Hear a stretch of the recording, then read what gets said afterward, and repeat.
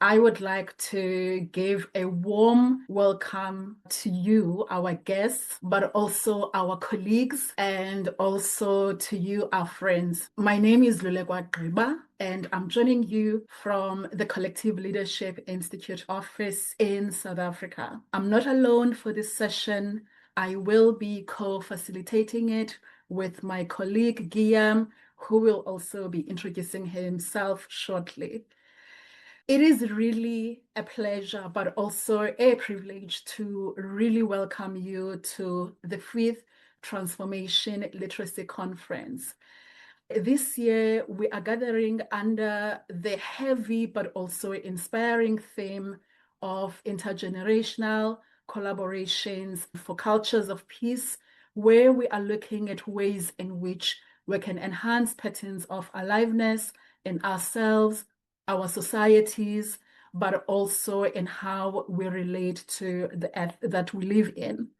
So I would say that for me personally, this theme is a reminder that peace is not only the absence of conflict, but also it is a living culture. And it is a living culture that should be nurtured across generations and also carried in our stories and sustained through collective actions. Our dialogue around peace is not one that is abstract. It is many things. I suppose one can say sometimes it is practical, sometimes it is urgent, and it is also deeply human. Around the world, we now see how cultures of peace are challenged by inequality, by polarization, and also by violence. Yet, we also see how in our communities, when we unite across generations and build trust, foster collaboration, and create lasting change, perhaps that would be a good place to start. So as we begin with this session, I invite each of us to enter this space with openness and also courage, something that has been a tricky over the last 3 to 5 years. Let us not only exchange ideas, but really commit to practices that we are either bringing into this session or practices that we will be learning from others so that we can strengthen peace in our institutions, in our communities, but also in our daily lives. And I'm hoping that this conference will not only be a bridge, but one that connects generations, one that connects cultures, and also one connects the visions that we have so that we can advance transformation literacy that is needed for a more peaceful world. So others also believe that the partners that we have worked with over the number of years that CLI has been in existence, that true transformation requires us to listen deeply to one another, requires us to weave these perspectives into shared pathways for peace. Let us begin our dialogue with the spirit of partnership and also the conviction that peace is possible when we build together. So with that, we welcome you to the 5th Transformation Literacy Conference. Thank you so much.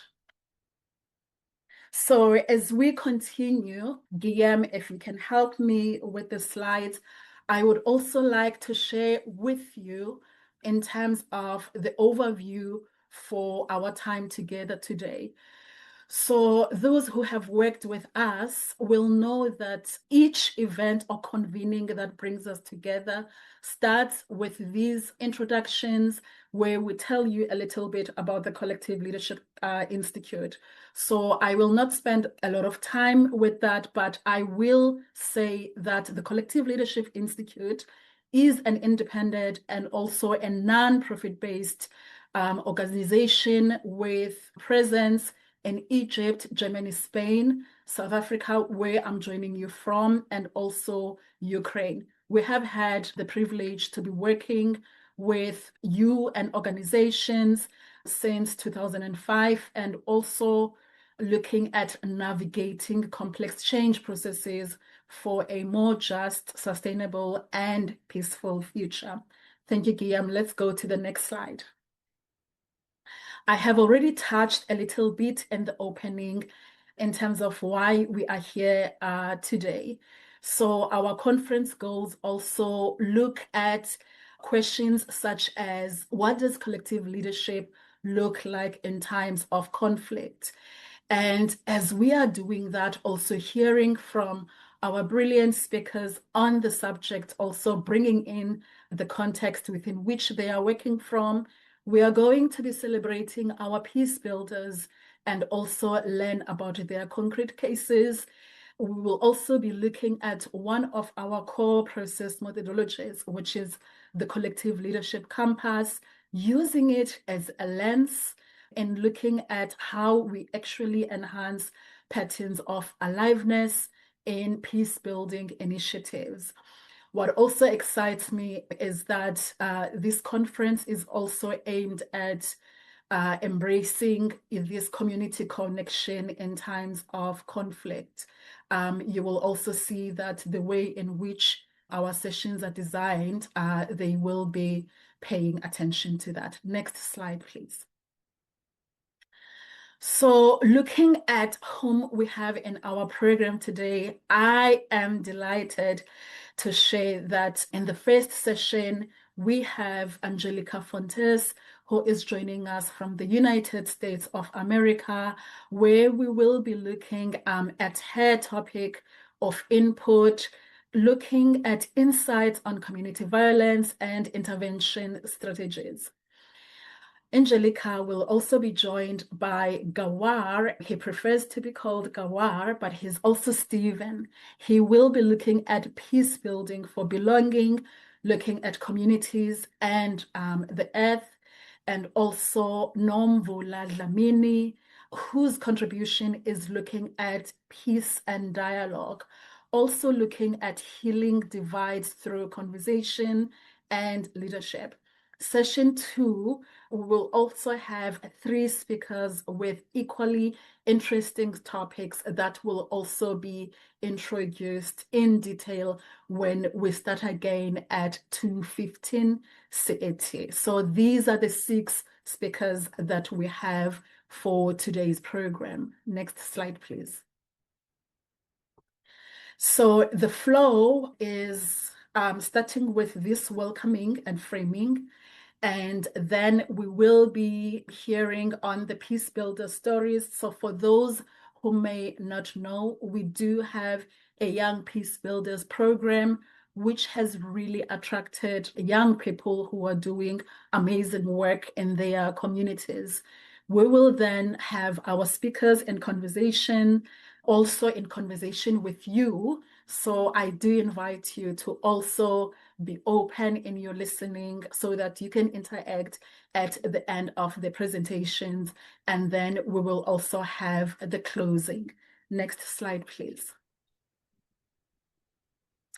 So how may you interact with us as a guest and a participant in plenary? So at the bottom of your screen, you should be able to have a menu there. And in that menu, we do have a field for Q&A, question and answers. So if you have a question, you can also drop your question there. And we also request that you state clearly who that question is. So if your question is for one speaker, you indicate who that speaker is, or you also indicate if the question is for all the speakers. And there's also a chat function that you have already been using where we can also interact. We also have an icon for you to raise your hand, and also please feel free to use any of those reactions that you see at the bottom. Thank you. Next slide, please.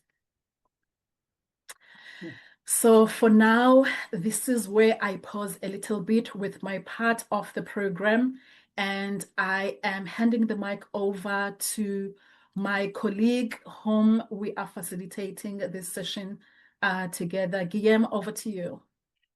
Thank you, Lulekwa. Yeah, and as Lulekwa said, my name is Guillem Vallbona, and I'll be accompanying you throughout this session together with her. And I want to pause here very briefly for a moment of gratitude. Gratitude to the Steel Point Fund and Krista Lancaster, who have been making possible the Young Peacebuilders program. Some of our speakers have been taking part of this program, so without her support, this conference wouldn't be possible. And I also want to express gratitude to our media partners who have been making visible this conference. And also, without their support, we wouldn't be able to host this space. So, yeah, just giving that gratitude moment. And now we would like to hear from you. And to do that, we would like to proceed with a check-in directly in the chat. So please go to the tech chat, as Lulekwa indicated, and share there your name, also the place where are you joining from, and the sector where you are working. Are you working for an NGO, private sector, university, public sector, something that doesn't fit into those categories? And then respond to this question. What is one thing that needs to be present for peace to emerge in your place? So now please, share name, place, sector, answer to the question in the chat, and pay attention to what the others are posting there. Yeah, let's see who's there. Exciting. So I'll pause here. And also I see, you can find the checking question in the chat too.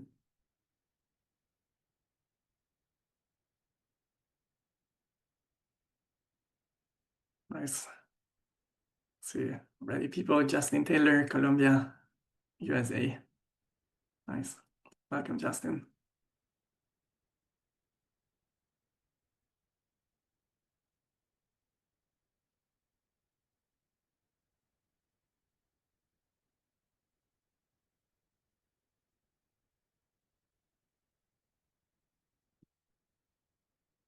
Anastasia, Nomvula, NGO, Warsaw, South Africa, I see there.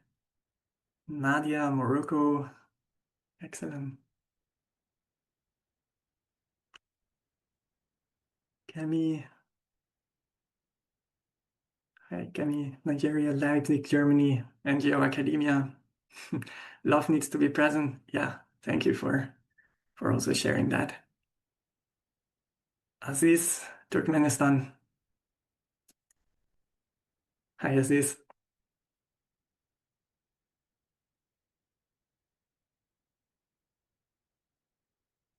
Babaye, I hope I pronounced that. Lagos, Nigeria. Common understanding, yes. Yeah, Justin, yeah, I see you there. Translation. Madison, good to see you, South Africa. Thank you also for sharing your thoughts. Harek, Ethiopia. Wow, that's truly international. Barry, hi, good to see you, Barry, there. Boston, USA.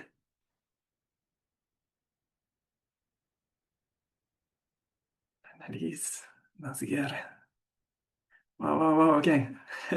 The chat is getting alive now. Okay, Bangladesh now. Great. Okay, I see. I mean, the chat is alive. Please continue checking who's posting what there, who's here, what is how peace is emerging in their places, or what they believe that needs to be present to emerge in their places. Yeah, continue sharing there in the chat. Be active. We want this to be participatory, so please keep that alive. And now I want to share two invitations with you ahead of the stories of peace that we'll be hearing. And the first one is to listen to the conference through these two questions. So deep listening, keeping that what very present. What does collective leadership look like in times of conflict? And then the how. How can collective leadership enhance our peace building efforts? And then another invitation that I would like to share with you is to keep this very present. This is the Collective Leadership Compass. Those who know us might be very familiar with it. Those who don't, That's something new. That's what we use. The compass is what we use to enhance patterns of aliveness in collaborative settings all around the world of different kinds. And how we do that? We do that in a very simple way, asking questions to help us identify patterns. Under future possibilities, we ask what inspires us to shape the future collectively. Engagement, how can we engage those who need to be involved in our collaboration? Finding innovation, how innovative approaches exist or need to be fostered.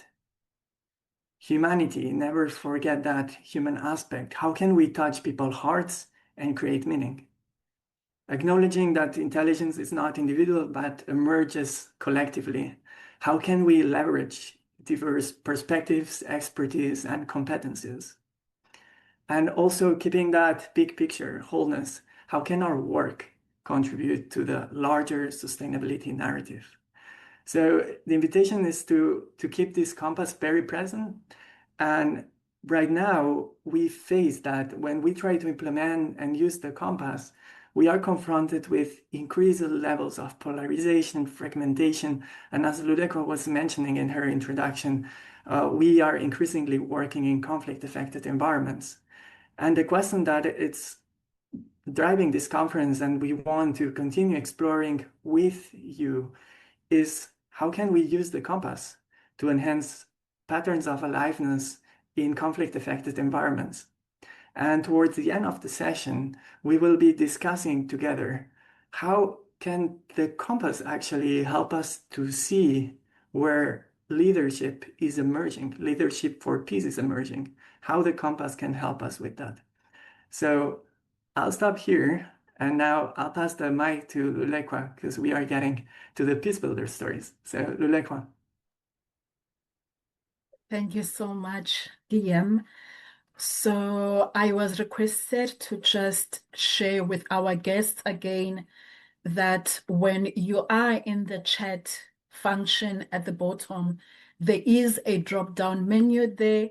Please ensure that when you are sharing your thoughts, you click in that drop-down menu where you also choose the option where you are writing that chat to everyone so that the other participants can also see and also interact with your thoughts. So yeah, okay, so medicine says it is fixed. Okay, thank you. Yes, we are going to go to our speakers now. We are starting with the three. Guillem, could you please help me with the next slide?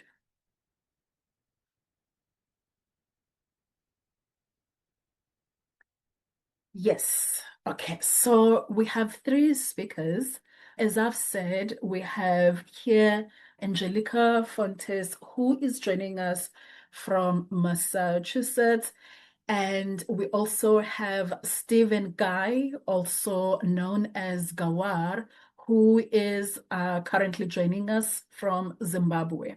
We also have Nomvula Dlamini, who is also joining us from Cape Town, South Africa. So these are the speakers that we will be interacting with for the first session.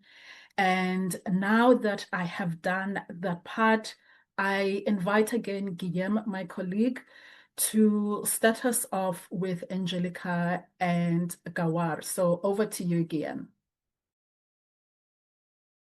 Yeah, thank you, Lulekwa. So let me introduce first Angelica. So I got to know Angelica through the Young Peacebuilders program.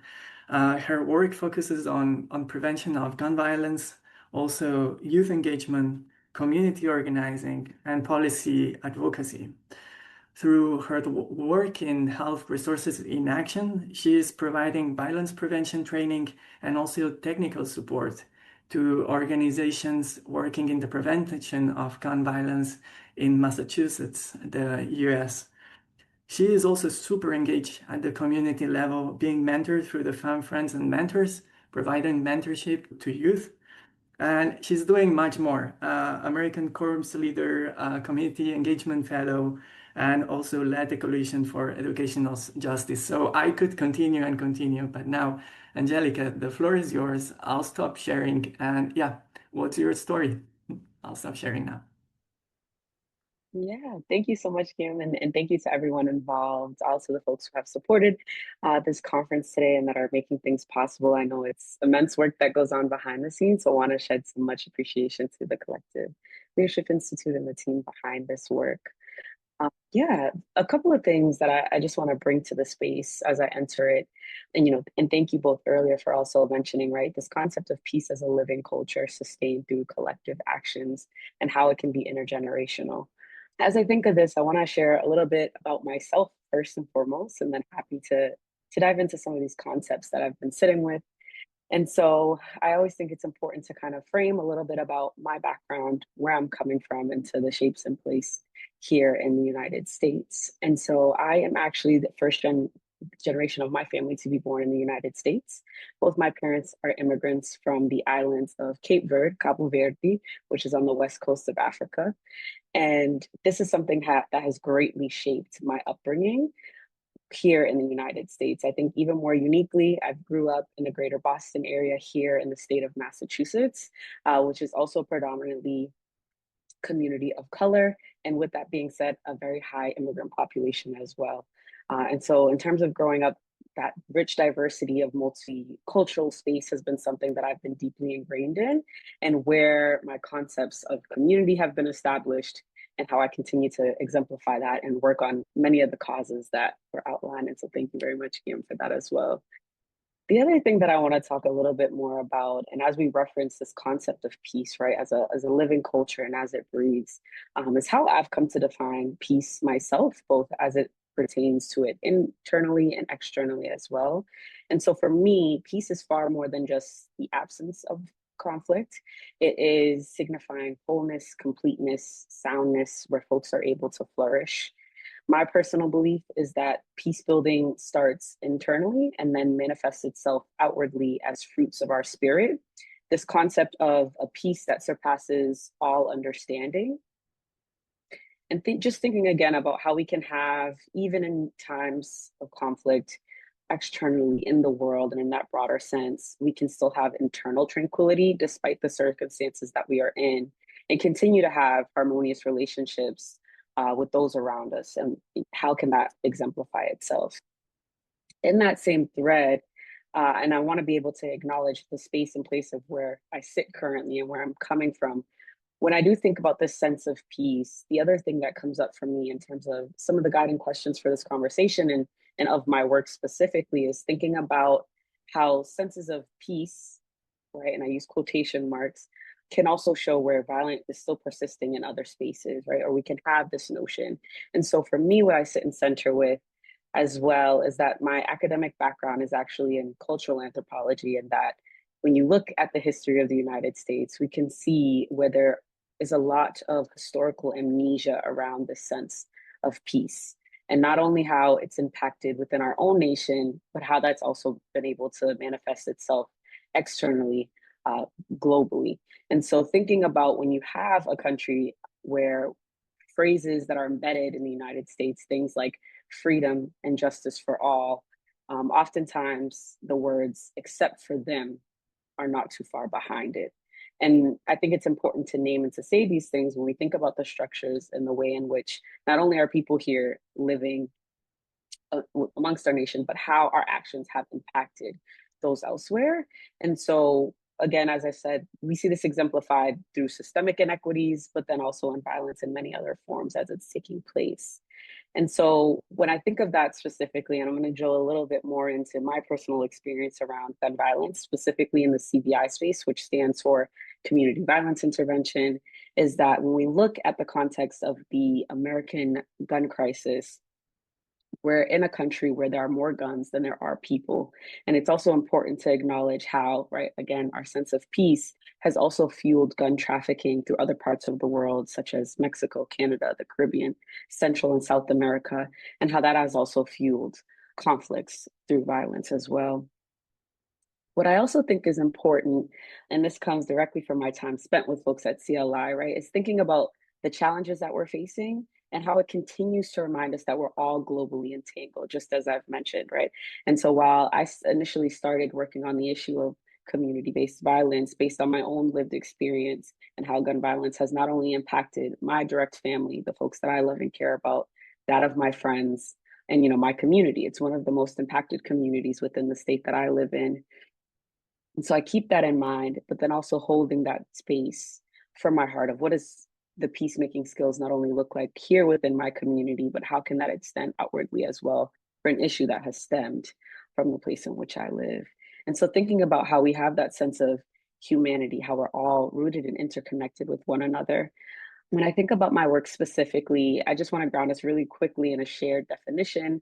And I know folks from CLI have been mentioning it throughout the day of what does collective leadership look like, thinking about it in the capacity of a collective group of actors working to contribute to a shared purpose. I know I'm coming on my time, my apologies, so I'll go through that fairly quickly.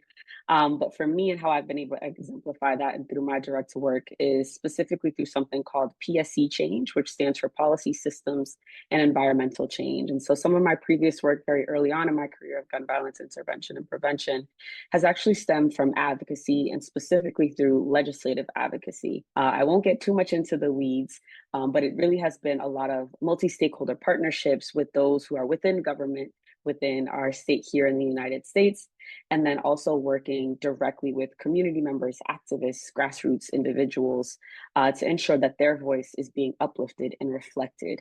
And so the reason I bring up that example is because we've done some extensive work here in Massachusetts to ensure we can be a leader in our gun laws. We have some of the strongest gun laws throughout the entire country.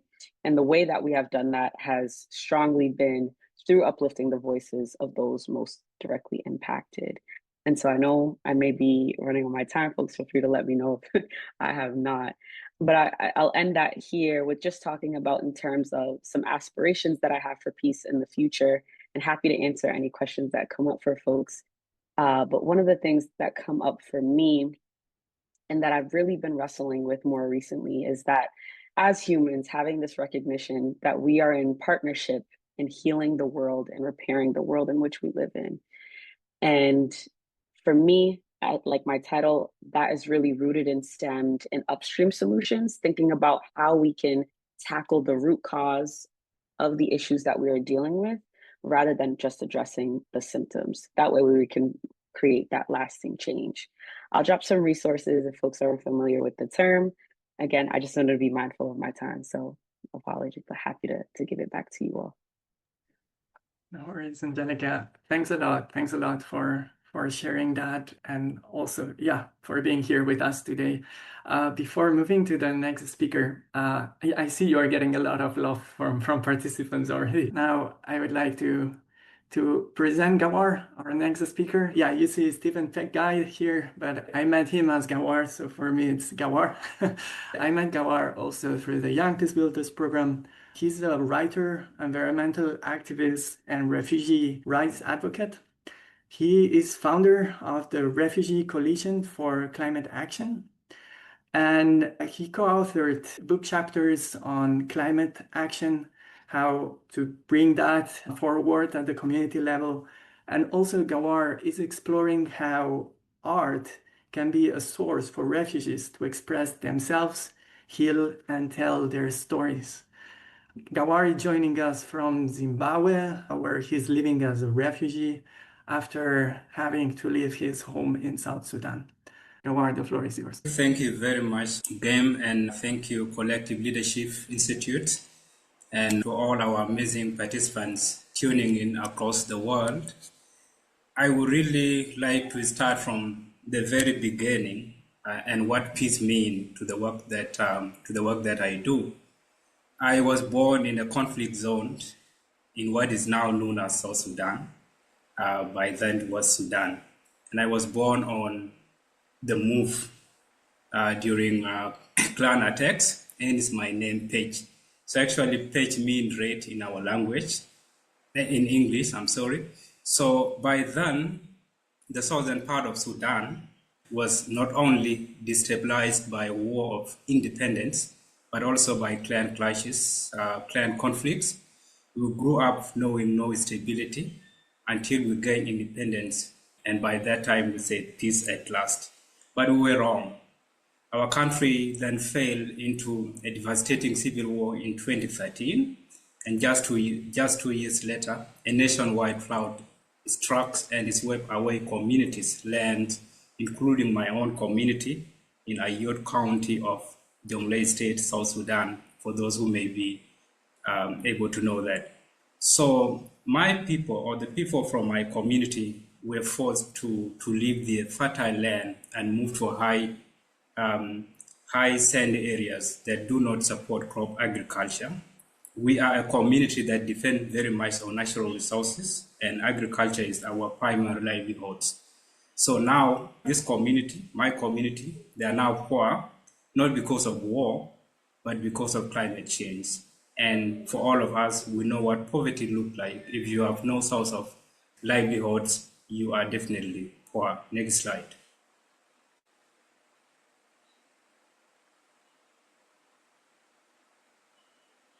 So after displacement, I then have a deep introspection of what I can do to address the reality of climate change and violent-induced displacement. I began to understand the bigger picture, that there's lack of peace between people, and that is clear. That was why I was displaced. And there's also lack of peace with people and the planet, and that's why we have and we are bearing the effect of climate change. So in 2022, a few young refugees and I founded the Refugee Coalition for Climate Action, RCCA, and our missions was to build climate adaptations and foster resilience among climate vulnerable people, especially refugees in Tonga refugee settlement.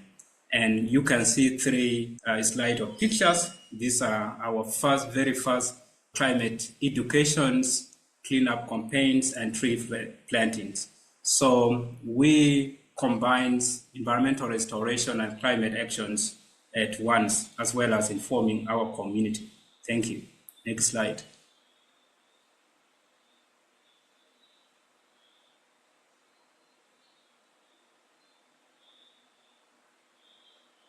So basically, our understanding of peace highlights how the environment plays a fundamental role in enabling peace. Cooperation among young people with the authority and paying homage to the environment. So these are some of the activities that are clearly linked to enabling peace. As much as we are fostering climate action, we have also seen collaboration between young people, as you can see in our first picture when we had our very first tree plantings. Young people came together and advanced the activities that we do. And in the middle picture, you can also see some members from the authority tuning in for our activities. And this also builds confidence and trust between the authority in charge and the refugee actions that we carry on.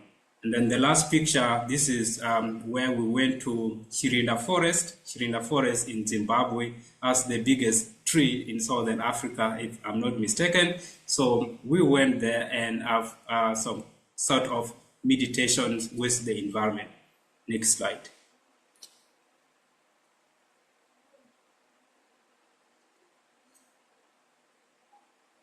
Yes, part of the work that we do is environmental restoration.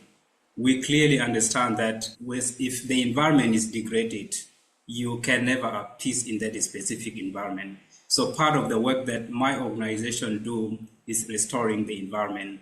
As you can see this first picture here, this is one of the dumping ground in the refugee camp that we live in. And this place, we restore it. And you can see in the other picture below it, this is the current appearance now. After restoring the place, we asked the authority to give the place to us so that we can build our center. And then it was given to us. You can see our center is being renovated. So you can look into the up part of the slide. This is the journey of our land restoration. And this is now the current space of the land that we have now. We are even growing crops and other type of vegetables. Thank you. Next slide.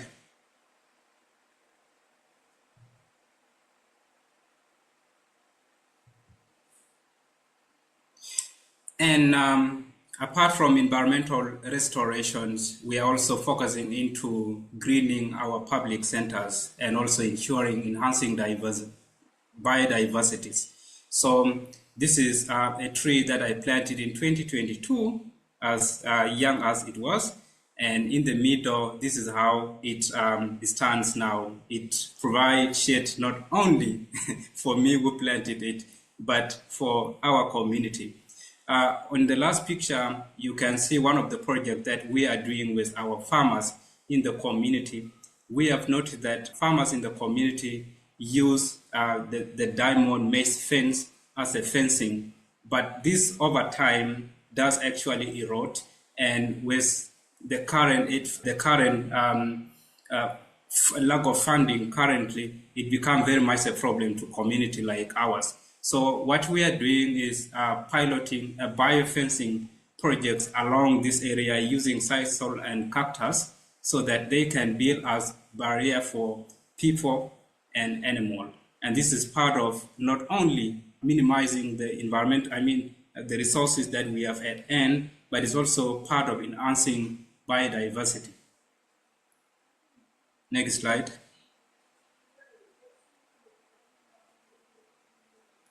Other initiatives to ensure that our outreach does reach to our community. These are some of the initiatives that we do as well.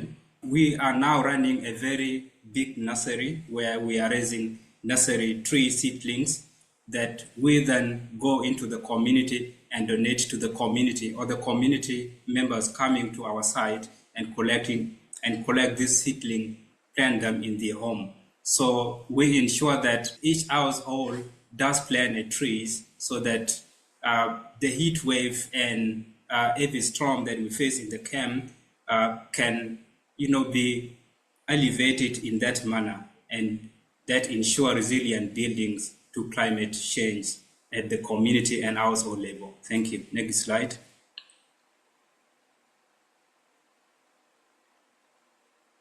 Yes. Thank you very much. Thank you, CRI, for the platform given to me, and I really appreciate that these are spaces where we are able to present our works on the grounds and have an audience that is interested in hearing our work. Thank you very much. Thank you. Thank you, Gawar. Thank you. Thank you. Yeah, just checking if there are any clarifying questions for Gawar from the participants. Same as with Angelica, just any pressing question that you would like to clarify now with him. If it's more discussion, we will open the discussion afterwards.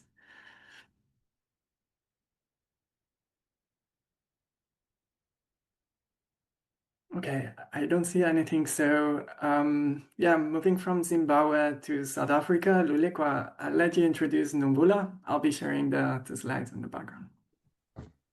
Thank you so much. Yeah, so I also have the task of introducing Nomvula Dlamini. I call her Sisi Nomvula. So those from the southern part of our continent will probably understand why I call her Sis Nomvula. So where do I begin introducing Sis Nomvula? So perhaps I can start with saying that she has this unwavering commitment to innovative practices for positive social development and impact. And this is work that she has been doing in the last 10 years, but also in the last 20 years, but also in the last 30 years. For as long as we have known Sis Nomvula, we got to learn that for more than 30 years, she has been designing and facilitating transformative, but also multi-stakeholder change and learning processes in South Africa and beyond, on topics ranging from women's rights to transparent governance, but also to the conservation of endangered species. Sis Nomvula also serves on the board of Phoenix Trust, an organization that is advocating for debt-free higher education. She has earned a master's degree in adult learning and also global change through a program that is run by the University of the Western Cape in South Africa, together with Linköping University in Sweden, and also University of British Columbia in Canada, as well as the Sydney University of Technology in Australia. So I can go on and on and on, but I think maybe I will be biased a little bit. So I have to stop here and hand the mic over to Sis Nomvula, as she is also taking us through her contribution on peace and dialogue. Sis Nomvula, over to you. You have the mic. Thanks, Lou. Thanks for the introduction. And maybe I should just start by saying that as an organization development practitioner, I have always been hesitant to say to see myself or to see the work that we do as peace building. But the more one engages with communities where things are not easy, then you realize that actually the work that we do does contribute to work towards peace building. So for my story, I would just like to just to map a little bit about the peace building work that we were doing, and where did it come from, or how did it happen. I have had the privilege of working not only in South Africa, but in many parts of our beautiful continent. But the story I'm going to share comes from my South African experience. And it was work that had to do with or addressing the challenges of political intolerance in South Africa. Now, South Africans would know that political intolerance is real, and it can lead to very, very deep conflict within communities. And somehow it has to do with our historical, our legacy of division. It comes, there's a connection to South African apartheid era. That was dominated by racial and political exclusion, where certain groupings could not participate in political processes. But this political intolerance has continued. And even post-1994, after the introduction of a democratic dispensation, it rears its head in communities every now and then. So the work that we had to do, my organization had to do, was with one of the largest communities in Cape Town. Over 500,000, between 500,000 and 1 million people squashed together in a very small, geographic space. So post 1994, in spite of introduction of democracy, a democratic culture was not able to take place because of the intolerance. So there's a strong, really deeply entrenched intolerance towards groups with different political affiliations. And it had led to deep conflict within the community. But apart from that, it was really undermining the wonderful social development and transformation work that should have had been done by by a beautiful community-based organization. Because this intolerance led to polarization, it led to suppression of dissent, and from time to time there was a lot of violence. So that is the situation into which we were invited and we had to facilitate. And we realized that the conflict was too deep. We needed to at least lay a foundation for peace. So what did we do? Next slide, please, Guillem. So what did we do? We did two parallel but connected interventions. We created a forum. We created a forum for dialogue because we recognized the need to bring the different groupings together, for them to actually begin to connect and begin to have a conversation. But we were very conscious that dialogue had to be a conscious practice. It didn't have to be an event. So right at the beginning, we decided we cannot have a once-off dialogue process. We then put in place a series of dialogue sessions that provided a space for the different groupings with different viewpoints, some very dominant, some fighting for a space for their voices to be heard. So we created that forum. And because we saw the dialogue as a practice that needed to be instilled in the people themselves, what did it help us to do? When we started working with this community, there were factions. There was no sense of community. So the dialogue sessions helped to turn these factions slowly into community. And the different groupings were able to begin to see each other as human beings and not as my competition and not as my opposition. So that was something that we needed to focus on. We also used the dialogue process to begin to transform the fear and the mistrust and the different stereotypes, because the different groupings there was fear that was deeply instilled, particularly in those who were suppressed, particularly in those groups that were not able to speak openly and to bring their voices in spite of the political affiliation that they belonged to. So we had to address the issue of fear and help to transform that fear into something very positive. We had to work with the mistrust and help to begin to nurture and to cultivate much more healthier relationships based on trust.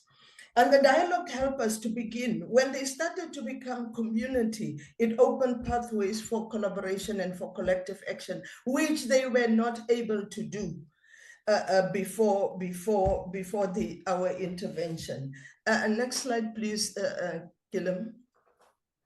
So linked to this intervention of setting up a forum for dialogue, we also, in designing the dialogue, we were conscious to do a couple of things. One of the things was we needed to create safe spaces, spaces where people felt psychologically safe, where trust could be nurtured, where there was respect for each other. So that is what the dialogue forum helped us to do. And it also helped people to become closer, to grow closer to each other. Through their different stories, they started to share different stories, and then they realized that after all, we are not that different, right? Our political affiliations might be different, but as human beings, as people, we have the same challenges, we are interested in the same things, our aspirations are the same. So we also use stories. And then we use the different conversational modes, and we borrowed this from one of the authorities on dialogue, which is Adam Kahane, which says that you go through different conversation modes, which is downloading, where people just simply share information. Then they go into that phase of debate. Then if you work with them for a longer time, and you really get people to begin to listen to each other, then they can move into that stage of reflective dialogue. And finally, you want to bring them to the point where they can have generative dialogue. So we worked on getting conversation, healthy conversation, to be part of how people engaged. And then it opened up space for them to collaborate and begin to co-create solutions. So we had to be very intentional with the dialogue. So alongside the dialogue, what we also did, we ran a leadership development program, and not as a once-off event. At the start, when we were beginning to address the conflict in the community stemming from the political intolerance, there was a real focus only on leadership positions, because people could use their power and use their power in particular ways. But what we try to do with the leadership development for peace, we said you have to see leadership as a process that influences, that motivates, that inspires, that supports. So it's a different way of looking at leadership. And why did we need to have a leadership development? With the political intolerance, people were so focused on political processes were dominating. Everything was about the politics, and there wasn't space to really focus on proper transformation, issues of community-led development. So we worked with a cross-section of people from young people to older people, women included. We created a space for the youth to be involved in this community, in this leadership development process, because we knew that we needed to create local change makers who could hold a space for peace and help to drive the peace processes, who could also champion inclusivity and really make inclusive decision-making part of the way people were engaging and working together in the community. And then we also focused on promoting constructive dispute management processes.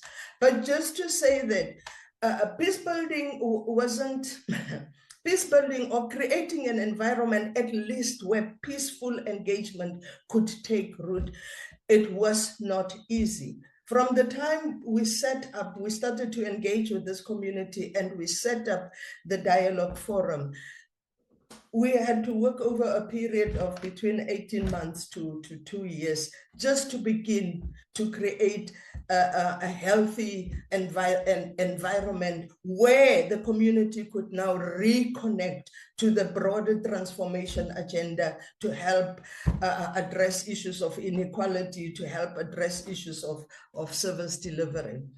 The last slide, please, Guillem. So the insights and what we learned from this process, and as I said, it wasn't an easy process. We learned that peace building is long-term and multi-dimensional. In our interventions, we had to work with individuals, we had to work with groups, we had to work with those people, those groupings that were excluded and bring them in, because over and above the political intolerance, we also had the issue of foreign nationals in communities and addressing issues of xenophobia. If you create or help and support the development of ethical leadership in communities, it really, really can create a container for meaningful dialogue and safe and credible engagement. But there has to be commitment to a different kind of leadership, the kind of leadership that is, you know, where ethics and ethical engagement is very important. And dialogue spaces, they help to build empathy and social cohesion.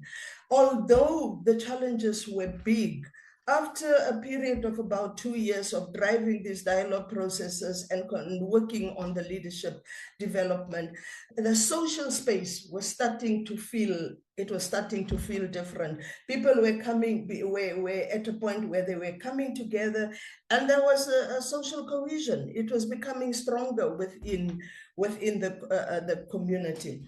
The one thing that we realized is that we also needed to open participation for the local authorities. So we also drew them into the process.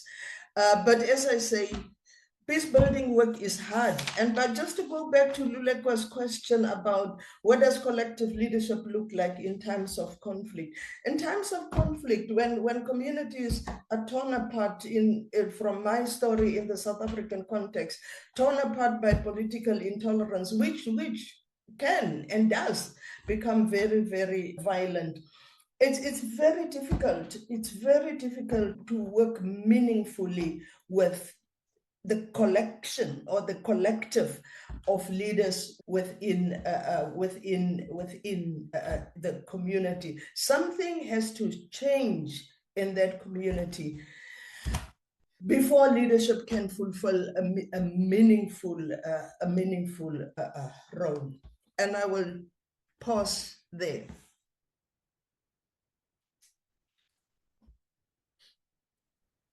Thank you so much. That was Nomvula Dlamini. Nomvula Dlamini is joining us from Cape Town, South Africa. Her contribution was under the title of Peace and Dialogue, giving an example from South Africa where she was looking at healing divides through conversation and leadership. Before Nomvula Dlamini, we had Pech Gai, also known as Gawar. So his contribution to this conversation was looking at peace building for belonging. And I will ask him later also about that topic title, because I do believe that with also his unique situation at the moment, there is a lot that is in that title of peace building for belonging. So he gave us an input that was looking at communities and earth. Also, another interesting way of looking at this question on peace building and how it can also be partnered with other thematic areas. Before Gawar, we had Angelica. Angelica's contribution was creatively titled Swimming Upstream: Insights on Community Violence Intervention Strategies. And as much as there are similarities on these presentations we have listened to today, but each one is focusing on a particular area that the speaker is currently working on. So as we are reflecting on these three presentations, I invite you to start thinking about the questions that you would like to pose to the speakers, but also perhaps Guillem and Catherine, we can have Gawar and Angelica back into the screen, because I do have burning questions for them to start this interactive part of this session.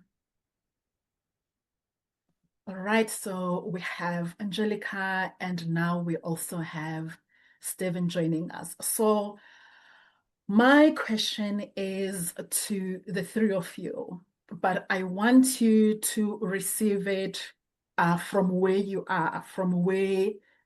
are working. And also, if you see yourself as a young person, then that's where you are receiving it.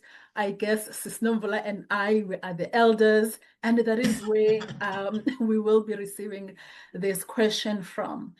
But I'm always interested when we are having these intergenerational spaces where we have these conversations.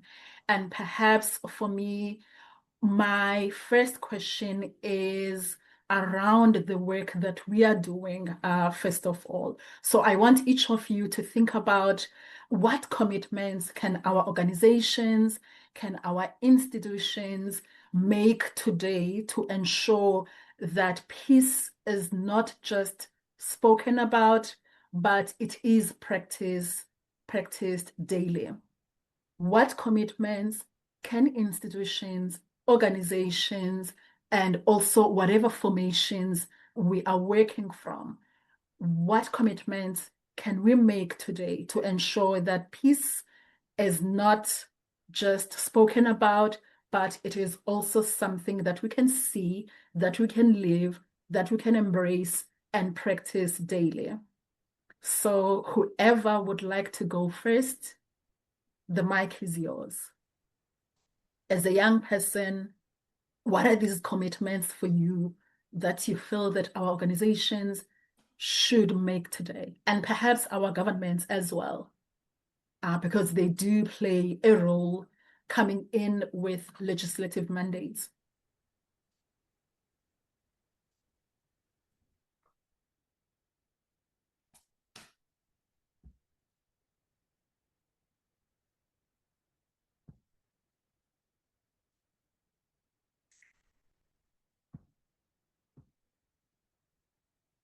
I'm happy to jump in. Can we go? Oh. Thank you, Angelica. You will be coming up next, but may I also request that maybe you raise your voice a little bit? I don't know if it's just me, but yes, you sound very far a little bit. If you can just raise it a little bit. Yes, sorry. Are you able to hear me a little bit better now? Okay, my apologies. Yeah, I mean, I'm happy to step back if others wanted to go first, or my apologies if I didn't catch you say a name first. But I can jump in if someone wasn't called first. Okay, thank you. Yeah, so the first thing that sticks out to me as I hear you pose that question is even thinking about how we define and build culture and what does that look like? Because if we want to ensure that we're building this cultivation of peace that's continuing on and thinking about that intergenerational aspect, we need to ensure that the culture has been established to do so, that subculture, wherever you may be, right, whether if it's an institution within your workplace, within your community, that it's built and it's intentional. And you do that by having that intentional definition of core values, embedding it into the daily behaviors, fostering trust, transparent communication, which thank you, Nomvula, for your presentation. You really talked about that so eloquently in terms of, how do you ensure that people feel as though they're being seen, heard, and understood? I think at our core as humans, those are all things in which we're seeking and items that also contribute to peace. When we have those things set in place and we have this culture where things are transparent, where there's communication and there's the piece around empathy and our humanity, then peace is going to be a result of that. And so those would be the things that come up for me in terms of how do we ensure it's embraced as a daily practice, is ensuring that we're actively building that culture surrounding it and then holding ourselves accountable.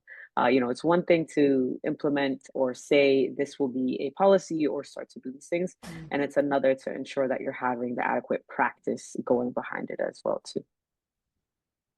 Yeah.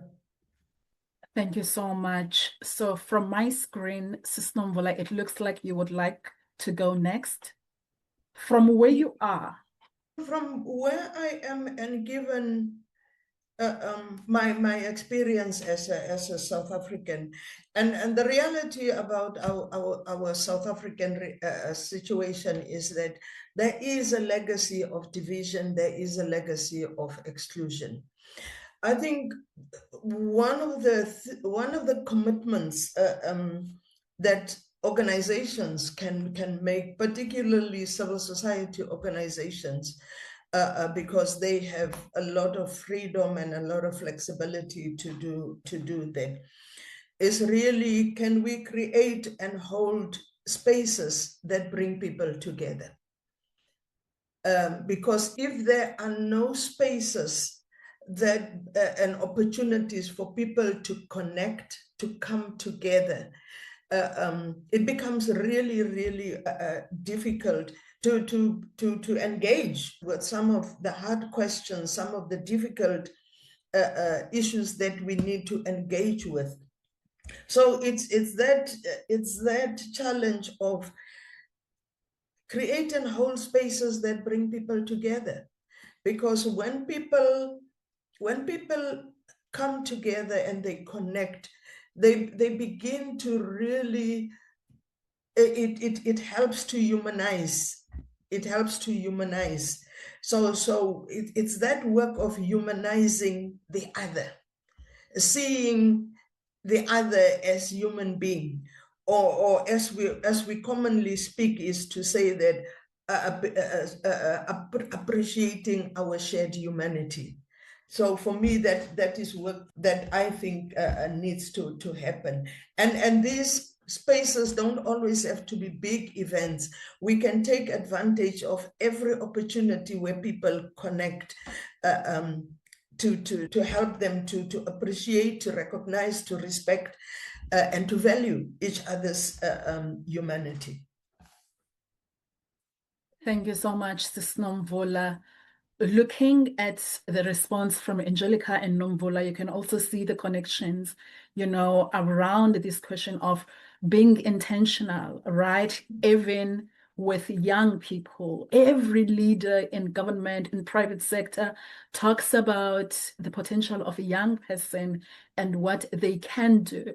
But sometimes when we look deep into what comes after, we realize that there isn't much platform or space that is meaningfully given to young people. So from your contributions, I'm also, picking those strands of being intentional, also realizing our humanity, coming together, creating spaces where we can also hold each other accountable. Now we will hear from Gawar. And as we are hearing Gawar, I just want to recognize Amadou from Sierra Leone. We have picked up your question, and we will be looking at your question after Gawar's input. So Gawar, also as a young person, what are you not happy about? What do you want to eventually happen? Thank you. Thank you very much. Just to offer you some context, Tongogara refugee camp in Zimbabwe has a population of about 12,000 refugees and asylum seekers. And 80% of this population are children and youth, people who are under 35.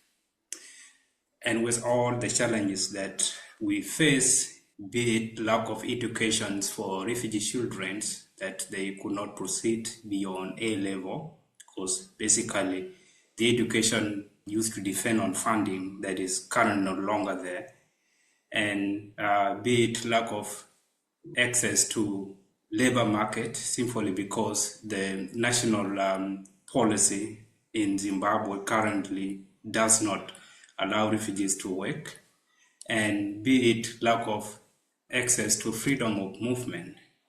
And these are real challenges that we face.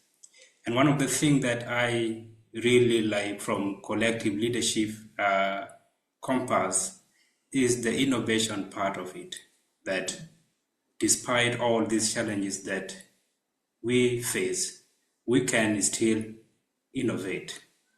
And activities that bring the refugee children, youth together and have kind of engagement on peace building really is the challenges, the daily challenges that they face. And they embrace this kind of engagement. So I think this is something that the CLI does. You are doing a great work already, that you are training change makers around the world who can then trickle down the skills and the expertise that they have and train their community. So having practical projects that are implemented by your scholars on the ground is something that can create real transformation where they are working. 1, 2, ensuring a network of resources, mobilizing network of resources to enable these activities which are happening on the ground to be carried on, something that can really create a huge impact out there. Thank you. Thank you so much. I am going to change gears a little bit and look at our Q&A filter or field and look questions that we have from our guests. I also encourage you all to please share the questions that you have either through the chat function or the Q&A function.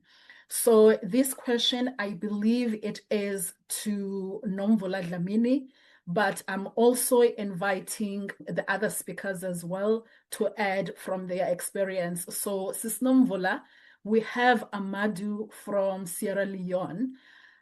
They are thanking you for your input and also the input of the other speakers. Amadou would like to know, how can a small community-based organization contribute towards peace? I guess in general terms, how can a small community-based organization contribute towards peace or peace building? And Amadou is also asking you to address this question from your experience working in South Africa. I do, however, also want to invite Angelica and Gawar after to also share with us their experience from working in the US and also in Zimbabwe. Sis Nomvula, over to you. How can a small community-based organization contribute towards peace building? And I must speak from the experience of the work, the interventions that we did. Something that became evident for us was that when you get involved in peace building work, you have to work you have to do interventions at multiple levels. So there was the work that needed to be done with individuals. That was now really self-development work that helped people to look at and see their own biases and overcome their own biases. But the work that was done with this community-based structure, community-based organization, was also long-term work, and it was really helping this organization to see and understand its role in terms of community-led development. So this organization was playing a leading role in terms of holding a space for the development and the transformation work that needed to happen at community level. The organization had to earn its legitimacy. It had to earn its credibility. It had to become non-partisan. It had to remove itself from all the political shenanigans that were happening. It had to become very clear about its social purpose. So the work with this organization was saying, you are a social purpose organization, and we help them to clarify their social purpose. But more importantly, we help them to see what is the role that this organization can play in terms of holding a space for peace building processes. But once again, it wasn't easy, and what they had in the organization, which was a real benefit. It was a community-based organization that was very representative. So it had broad representation. And because of that broad representation, it connected with all different groupings within that community. So it came to hold a space. In the end, this is the organization that took ownership for the ongoing dialogue engagements. So it was able to hold that space, but they needed to understand the importance of peace building and why a peaceful environment is important for this community to drive what they were driving, or what they were set up to drive, the community-led initiatives, to hold the transformation agenda, to create a multi-stakeholder spaces for other actors to come in and to engage with them. So getting that understanding going was very helpful in terms of this, in this community. It's just understanding, the practice of peace, what do peace processes require, and enhancing and strengthening their capacity, the organization's capacity to do that. But the organization had to earn its legitimacy, it had to earn its credibility, and creating this environment of trust within the broader community. Yeah. Thank you. And I suppose in most cases, when we're working with these interventions, usually they arrive on a soil where there is no trust. So Yes. it is important to work with building trust through earning that credibility, but also, respecting the space, perhaps approaching those communities as partners as well, who are very much experienced in their context, and also see them as stakeholders or partners that will be bringing solutions. Angelica, from your experience, what can you add to that? We are curious to hear. You'll be followed by Gawar. Yeah, thank you. And I think Nomvula took it did very well. So there's very few things that I would add in addition, but some of the things that I want to echo is even what you had just mentioned. And I can talk a little bit from my own direct experience. But when I think of even when the phrasing, right, when folks talk about small community-based organizations, for me, the first thing that comes to mind is small but mighty. And I say this as someone who worked with my former organization of at the time when I had started was one of 3 full-time staff members that were working within this organization, and we were called the Massachusetts Coalition to Prevent Gun Violence. And we conducted work throughout the entirety of the state. And so the reason why I say that is, again, that recognition that these folks, while small or community-based grassroots organizations, things that they do still hold is that immense and strong rapport that they have within their community, that trust that they've been able to garner within their community, and they are subject matter experts in the work that they are doing. And so for me, when I think about this, I think of the many organizations that I've worked directly in. I think of it in the context of work I've done around gun violence, where I have seen, mothers who have lost children due to gun violence and take that and turn it into an organization that has conducted so much around peace building. More specifically, I think of an organization that has grown much larger now, but again, started off with the background that I had just mentioned, but it is the Louis D. Brown Peace Institute, and has grown to be something that is not only recognized here within our own state, but has grown so large that they have national recognition. They've done work internationally. And so thinking about how, while organizations may start out small and it may not necessarily always see how those contributions are adding towards the broader scope of peace, that all of the things that they are doing are leading towards that. And it's really setting those foundations of how others can learn from them about how to best engage with the community and the populations they serve. Thank you. As I am about to hand the mic over to Gawar, I also do want to recognize Ms. Noneba Mtwana with a question that she has also posed to the speakers. So we will be looking at that question following this one. Gawar, I have so many questions for you, but I'll stick to the program. Thank you. I'll stick to the program. Thank you very much. Just to give you a specific context, in our refugee camp, the refugees do not have access to electricity, one, and they do not have access or do not afford other green energy for cooking. And they depend entirely on cutting down of woods for charcoal or firewood, and that is the only source of energy that they depend on.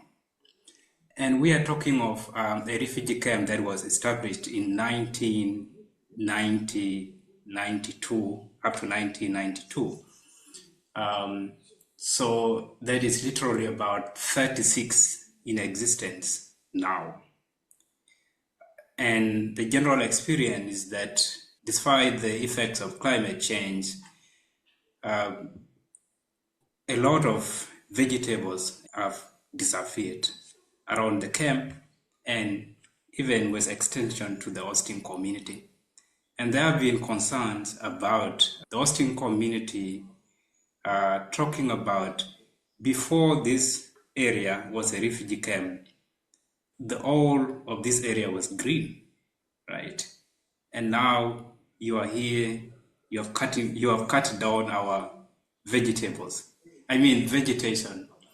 Notwithstanding that those community does play a crucial part, because it's also an economic sector where people go cut down wood for charcoal, and then the refugees come and buy. So it's a two-way traffic, environmental destruction. So what my organization have been doing is to convene refugee youth and host community youth into kind of engagement where we are talking about that we are together in this, and we are the only people who can respond. And in our work with our tree planting initiative, we do not only focus within the refugee settlement, we go as far as the hosting community. Currently, we are working on a project that is called Social Stove. This is an energy efficient stove where people do not need to cook with charcoal, because if you need to cook with charcoal, you have to cut down a whole big tree, right? But people can use tree branch as firewood, and this would also conserve the environment and also making the environment sustainable. Of course, this is a very small project where that we are piloting, and unfortunately we can only reach about 70 refugees and host community household. So of course this is a learning stage for us, and this is what we are doing in terms of ensuring that the peace that we have to forge should be very inclusive. And I think as regard to what a community-based organization can do, that is such a level of what a community-based organization can do in our context. And I think one of the aspect was also addressed by my colleagues, the engagement part, the trust between the community itself, right? We have a lot of trust. This is an organization led by us. If there are opportunities, the opportunities goes to us. If we have conflicts, we are the one coming together and solve that conflict. So yes, community-based organization played a lot of work in their communities. Thank you so much. So we are tight for time. I do have just 2 questions, and I am going to plead with our speakers to be brief. So I have one question for, let's see. So I have one question for, one question for Angelica. So this question is coming from Noneba Mtwana. And so she would like to know, how do you deal with entrenched negative beliefs and also stereotypes from adults, while also trying to guard against those being transferred to children? So perhaps maybe you can also look at the work that you're currently doing, because I can see that your work also addresses that. So how do we deal with these entrenched negative beliefs, and how do we ensure that they are not transferred to the young ones who will be doing the work that we are doing today? Less than a minute. No worries. Yeah, and thank you. And I'll try my best to be extremely brief for the sake of time. And so thank you for that. And I think, if I boiled it down to the simplest of answers, it's by counteracting those negative stereotypes, those harmful narratives, with those that are positive. And so when I think of the work of the organization in which I'm on their board, which is FAM, which stands for Friends and Mentors, and thinking about how that works for change, it's ensuring that we're uplifting our young people and we're countering these narratives, not only that other adults may be telling them, but what society is also saying of them and from the communities that they're from, the circumstances that are impacting them. And so starting with that first and foremost. And then for me, what I think a caring adult makes all the difference in the lives of our young people. And so ensuring that when we think about the mentors that we have, that we're selecting the correct individuals to be able to have that positive impact and influence over young people. I don't know how much more time I had, but I'm happy to talk more, but I want to just be mindful. But that would be the simplest way that I can think is, a caring adult makes all the difference, and making sure we can counteract the negative with positive. Thank you so much. I do invite you to share in the Q&A space more thoughts. Sis Nomvula, in a minute, quickly, Justice would like to know that first he recognizes the work that is being done by many social organizations and also nonprofits. But he's also seeing that they are under a great deal of financial pressure. And there's also greater demands, especially today, for their service. So he's wondering if perhaps there is a business model or a business case for peace or aligning peace to financial stability. It's a bit tricky, but maybe you can also begin to answer it and then finish your answer in the Q&A field. Over to you. Oh, the reality is that peace building work really is long-term work. And I know some organizations that focus on this kind of work are really beginning to make a case for supporting peace building work and recognizing it as important work that needs to be done and forms the basis for the bigger transformation work and social justice work that is needed. And unfortunately, it takes resources. It requires resources, and to be honest, I haven't looked into any financial or business model for how do we support this work. What helps is if you adopt a multi-stakeholder approach and you make the process everybody's responsibility. And if you make it everybody's responsibility, then you also say, what resources can you commit to the process? But for now, most organizations that do this kind of work are very much dependent still on the UN support for these kinds of processes.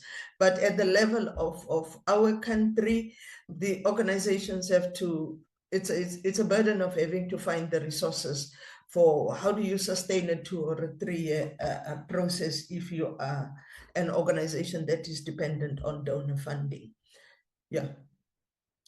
Thank you so much. I suppose it is like in the 90s, we have to go back to that grassroots organizing, right? Yes.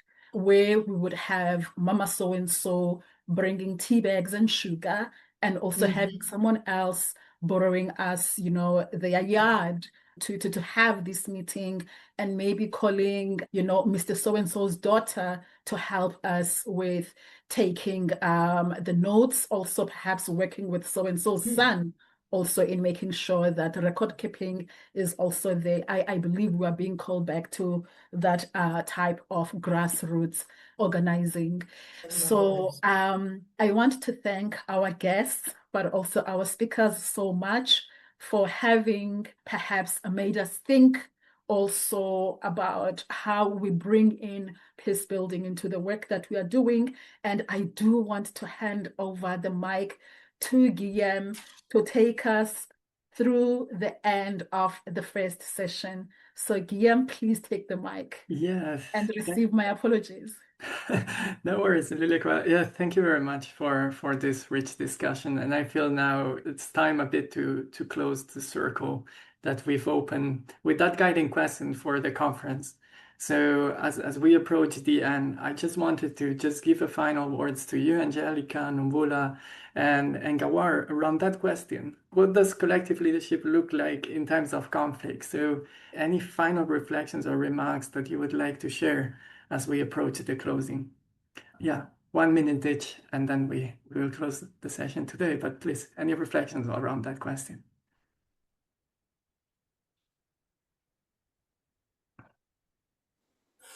Yes, well, for me, collective leadership is very transformative in the way we do our movement building on the ground.